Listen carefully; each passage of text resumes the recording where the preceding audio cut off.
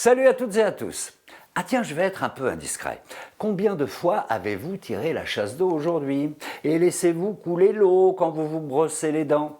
Je sais, on n'a pas toujours les bons réflexes pour économiser l'eau douce, une ressource vitale qui pourrait pourtant nous manquer dans le futur. D'ailleurs, les gouvernements du monde entier commencent à en prendre conscience et à chercher des solutions pour la préserver. Mais nous, à notre niveau, que peut-on faire chaque jour, par exemple à la maison ou en vacances, pour limiter notre consommation d'eau? Alors d'abord, il faut savoir qu'en France, un habitant consomme en moyenne 143 litres d'eau par jour. Une grande partie, c'est-à-dire presque 40%, est utilisée pour se laver le corps. Un peu plus de 20% sert à nettoyer le linge et la vaisselle. Et encore 20% s'en vont dans les toilettes. Le reste peut être utilisé pour différentes activités comme faire la cuisine, laver la voiture ou arroser le jardin.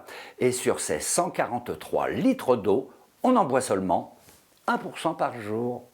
Alors pour éviter le gaspillage et réduire notre consommation, il suffit de quelques gestes simples.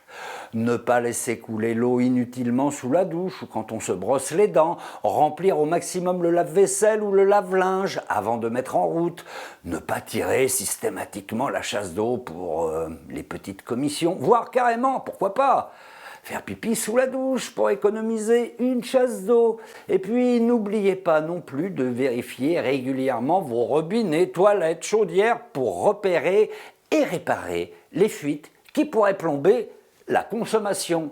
Tous ces petits réflexes restent bien sûr valables quand vous partez en vacances. Si par exemple vous êtes à l'hôtel, eh bien essayez de garder votre serviette plusieurs jours, ça fera moins de linge à laver.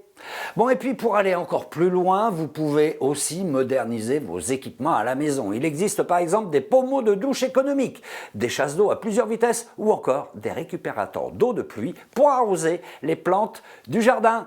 Bref, on peut très facilement diminuer notre consommation d'eau en adoptant tous ces petits réflexes très simples du quotidien. Mais pour que ça fonctionne vraiment, il faut qu'on s'y mette tous. Allez, à bientôt pour une prochaine vidéo.